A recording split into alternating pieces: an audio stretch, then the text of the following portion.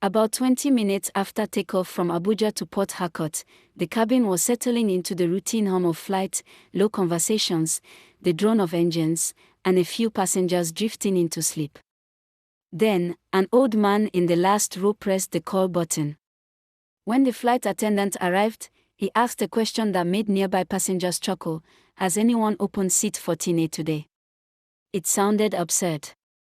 People laughed quietly, thinking it was a misunderstanding. But the attendant didn't laugh. Her smile disappeared completely. She stared at him for a moment too long, then looked toward row 14 like she was confirming something she already feared. She checked her tablet twice, then walked away without answering. Soon, passengers near row 14 began noticing things. Seat 14A was empty, but the tray table was down. The seatbelt was buckled. And there was condensation on the window, fresh, like someone had been breathing there. The woman in 14B leaned over and called an attendant. I thought someone was sitting there before takeoff, she said. The crew denied it immediately. Too quickly. That's when people really started paying attention. The woman in 14B grew more unsettled. I bumped him while putting my bag up, she insisted. He was sitting there. I apologized. The attendant insisted again. No passenger was assigned to 14A. But the woman shook her head. He was wearing a pilot's uniform. The atmosphere in the cabin shifted instantly. Passengers began recalling details they hadn't questioned before: an extra figure near boarding, a second presence near the cockpit, moments that now felt suspicious in hindsight. Then the cockpit door opened. The captain stepped out, pale and tense. He looked at the crew and asked, "Who let him sit there?" The old man stood up slowly from the back row. His voice was calm, but heavy. Then it's him again. Silence swallowed the cabin. Even the crying babies went quiet. The captain turned toward him. "You were on flight 702, he said. The old man nodded.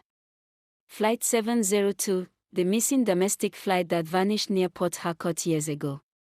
No wreckage. No survivors. No answers.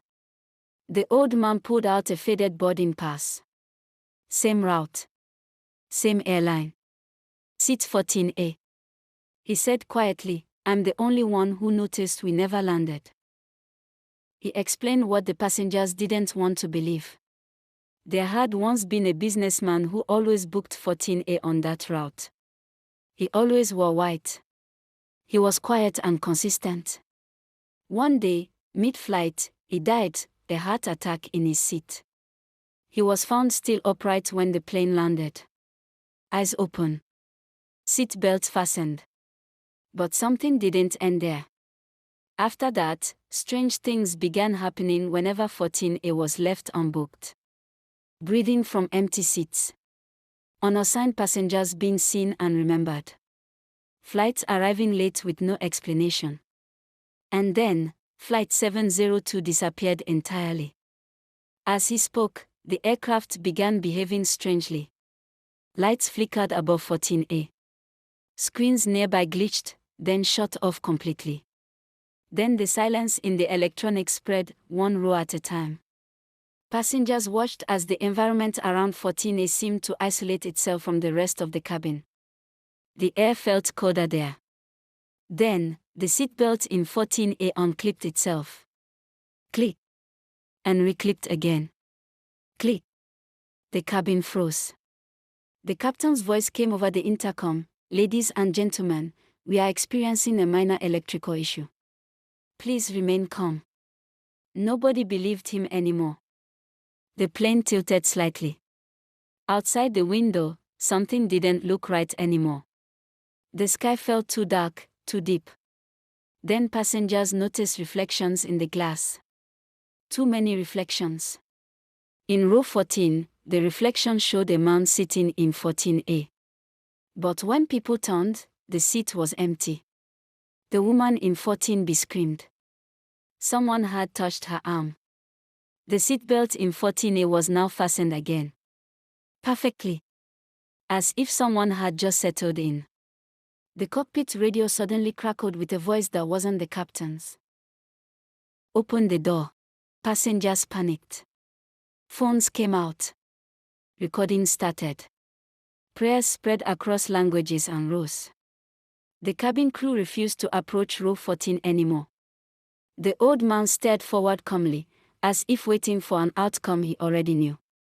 Then, a message appeared on the screen in 14A, "We never landed." Despite everything, the plane eventually began its descent into Port Harcourt. Tension built with every meter closer to the ground. And then, landing. A hard touchdown. Instantly, everything returned to normal.